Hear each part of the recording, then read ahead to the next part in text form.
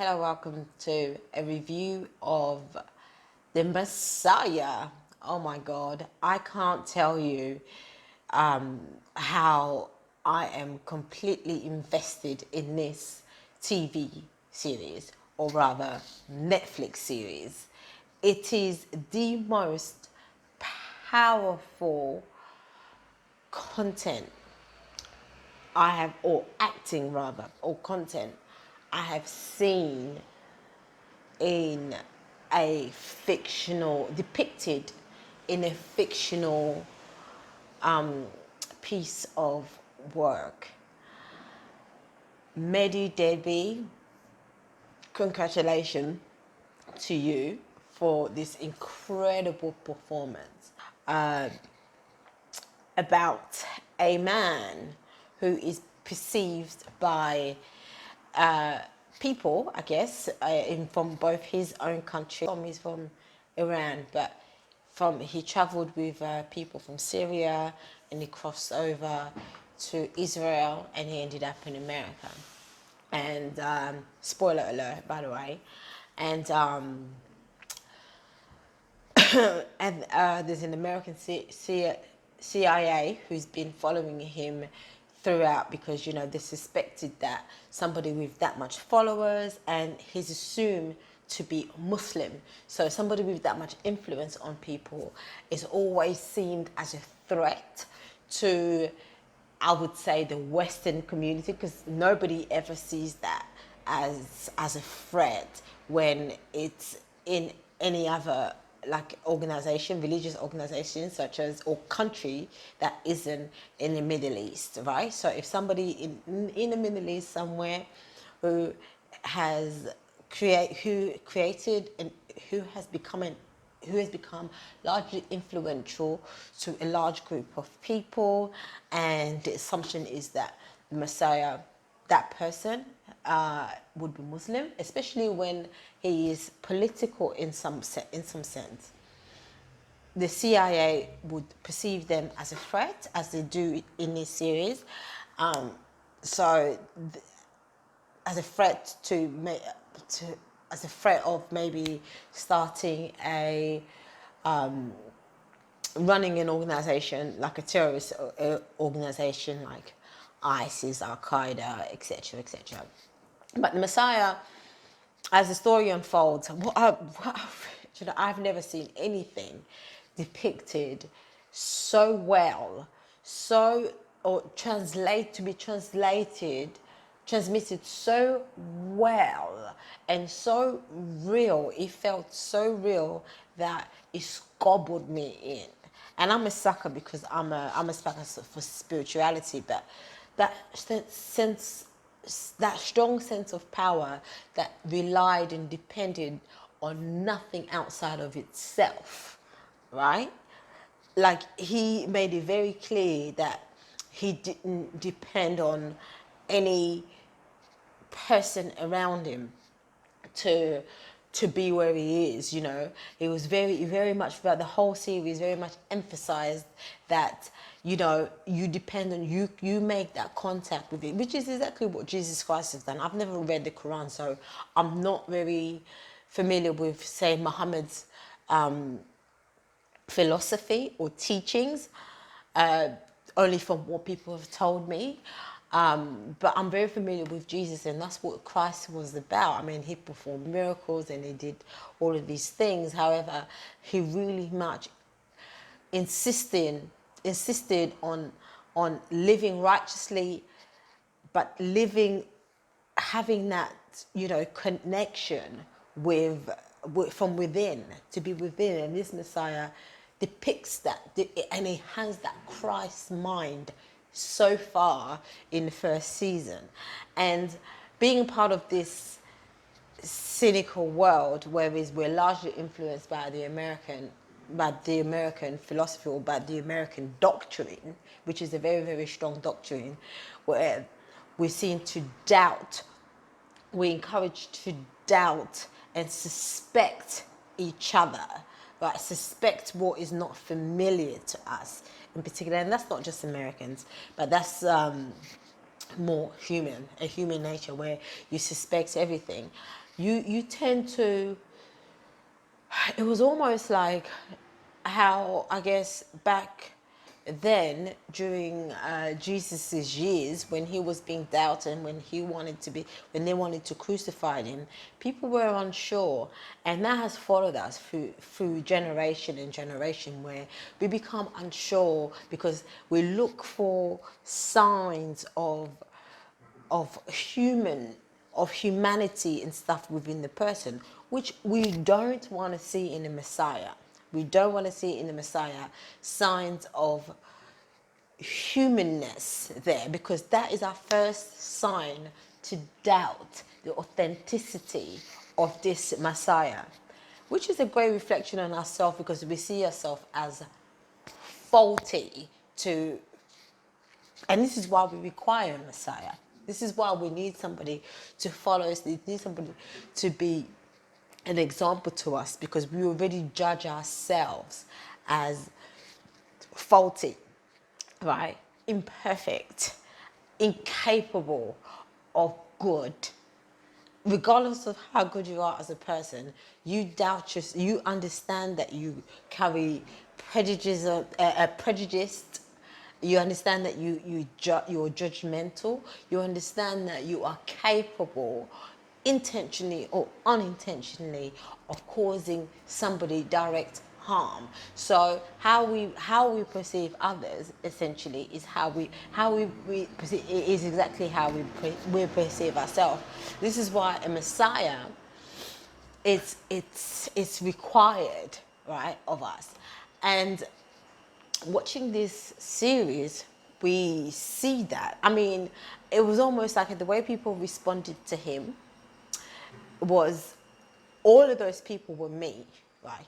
Whether as a believer, whether as a dependent, whether of seeking his approval, whether of wanting to be valued from externally, and whether is judging and looking for faults, looking for reason not to believe.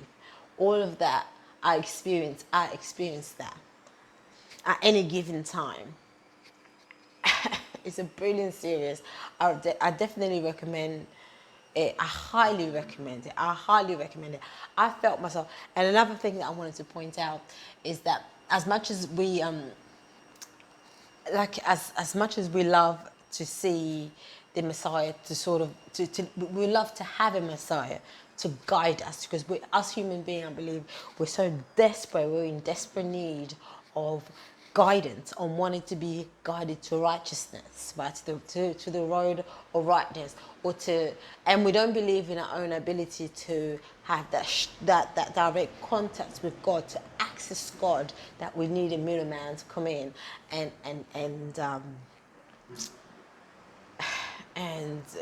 and and be that spokesperson for us to God. You see that with a mother coming in to seek healing and stuff for her daughter dying of cancer. You see that to like in the pastor who believed that his church was chosen. That's why he came. We still don't, you know, it's the cynical part of me is still thinking, you know, in the next series he would research all of these people and because he understands human being. That's the great thing about the Messiah, right? He understands the human mind. He understands what we are longing as human beings. And once people understand that, whether it's consciously or subconsciously, they use that, they tap onto your weaknesses, and this is what all the politicians do. Strong leaders of the past, there have been Hitler, and at the moment we're seeing every world leaders will do this, right? Not so much African ones as such, because they don't even need to manipulate you, they just take power, right? Whereas you saw it through Hitler when he took power. You see it with lot of Western leaders in America and in the UK. So one could argue that perhaps he in his understanding of human mindset, the weaknesses of human being, perhaps he had researched all these places and he knew who could perhaps fall for his bigger plan. That is one speculation that I have, that we might see in the next future, but I doubt it. I doubt it. There is a part of me that is really being drawn towards that thinking, but I very much doubt it. I believe his sincere. I believe that he's genuine in a sense that he isn't a terrorist, basically, because this is what the CIA is trying to make him to be, because they later find out that, when they're trying to seek his identity, because he wouldn't identify himself as anything, right? He wouldn't identify the name, even when he was in court, immigration court, because he was arrested upon his arrival. He was arrested as a God, the way they've got some way of describing things, don't they? As an alien who entered, he basically didn't enter the United States in a proper way, in a legal way. So he was held, he was detained, and they got him a lawyer who defended him, and he was granted asylum in the state to stay. The confidence that he oozes, the Messiah, is one that is very, very appealing, and that any of us would really desire. And I guess that's where the appeal was. He wasn't threatened by anything. He was very confident in that God provide, and that draws you to see beyond fiction, right? Because you understand that to be the truth if you are spiritual, right? You understand that to be the truth, and one can only wish to embody that confidence, consistently. So the appeal rests there, and in the plot, in the story, we saw how that power becomes attractive beyond healthy state, right? The prostitute who comes in to tempt him, just like the prostitute, the woman who tempted Buddha, right? Or when Satan came to the mountains to trying to tempt Jesus in a way, and although she was paid to come in to turn his head, she was truly attracted to that power. And that's what he said to her, why did you come here? It's not about the money that they offered you, because you could have turned the money down. But there was that power. And you get this if you are a member of a church, or if you've known about church communities, regardless of where the church is, maybe not in a conventional white church, as in like Church of England or Catholic Church, but where a Baptist church or Pentecostal church or whatever, you'd see pastors are lusted over by women, or anybody who is in that hierarchy status, who has that higher status in the church. It's there's an attraction there, because it's an assumed power that they have, almost like they are so close to God and connected in that way. And that appeal came across. I mean, that woman alone, although she was a prostitute and she was a sex worker, and she was used to that appeal was not just is not just exclusive to women in whose work is of that nature. That appeal, it got me. I mean, and this is what the unhealthy attraction is. Like, you know, we see that power, but that power is not required of anybody to be submissive to it. That power, it's an example, stands an example. Like Jesus is the power that he has, that he was unable to be disturbed. That was there as example for us to access the sameness, and which is what the boy does as well. He also gets to channel that when he walks across the Israeli border, fearless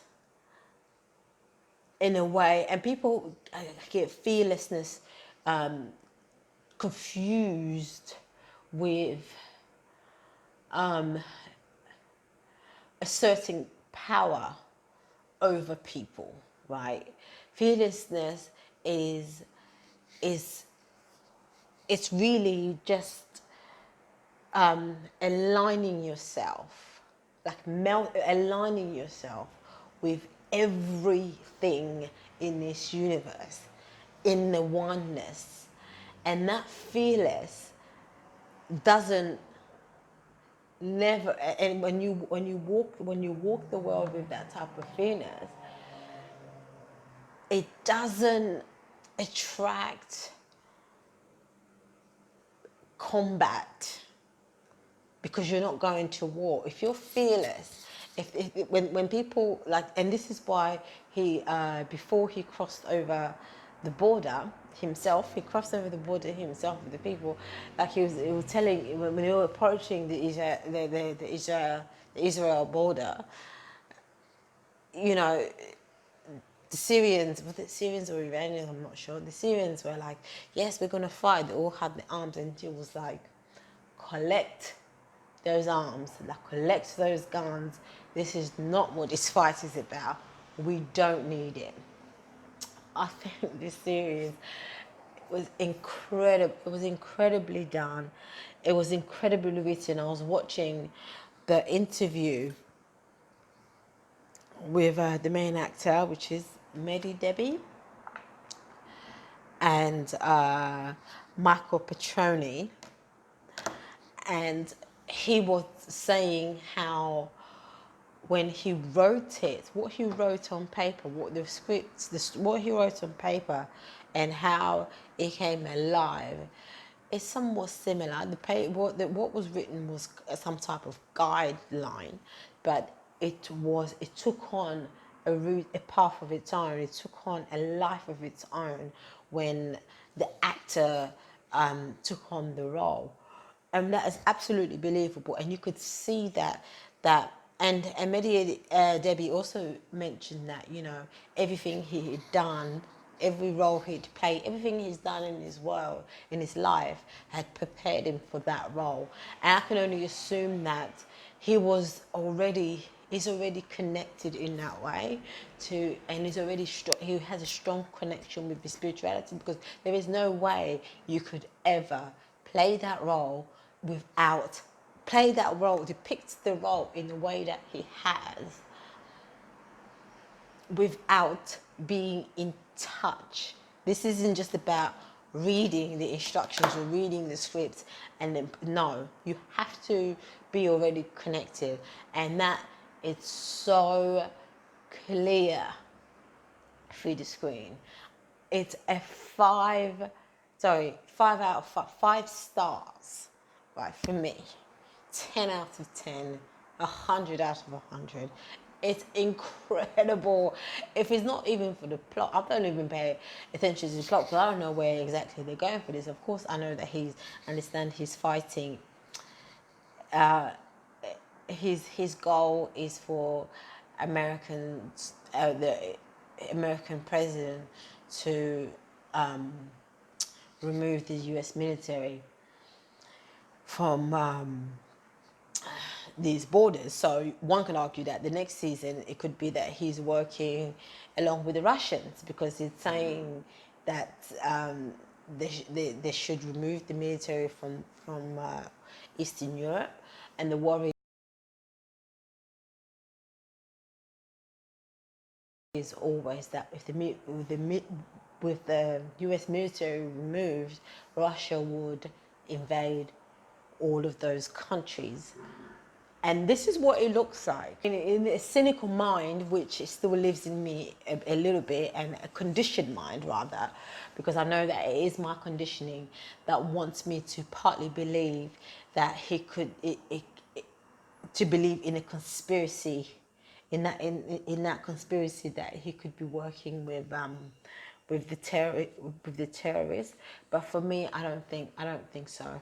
Truly, deep down, I don't think that's the case. I think it's a good one. I think the story, and I hope that the next series they don't ever make it that to be that sordid. Yes, we found out that he's a trickster. Well, he learned his uncle was a trickster, and he taught him quite a few magic tricks and things like that. But I think, yet still, I believe that there is genuine in this Messiah. Not the genuine is not that he's a Messiah, that he's somewhat savior of people. I don't think his mission is that. I don't think his intention is that, because he is saying, he's preaching a word, and he's telling everybody to be their own master, to be their own to have agency over their own life, and that's his main message. But he could also know, I'm in a split mind. He could also know that, you know, that has been that same message has been preached for centuries, and no human beings, the majority of this, do not want to take that, have the agency over their life. It's as simple as that. Human beings do not want to be responsible for their own lives. They want somebody to lead them to righteousness, and occasionally give out pointers and ideas here and there and how it should be done. But ultimately, they want somebody else to be leading and responsible, so then they can take accountability when shit hits the fan. But it's to be continued, I can see that just in itself is creating a internal conflict within myself alone, because my conditioned mind is leading me towards those thoughts, and my conditioning is strongly influenced by Western doctrine, I'm afraid, but it's there. I'm very much aware of its presence. But I hope that, yeah, he's very much aware, so he's not swallowing me up. But I look forward to the next season, and I really recommend that you go and watch the series and see how you feel. I have a few friends who've watched it. Maybe you have to. Do you know what? And I don't think anyone can really, like anything really. People would take lightly to it, but I definitely believe that if you're not on a certain stage of your life, if you don't think deeply, you're never gonna get it. That's right. All right. See ya.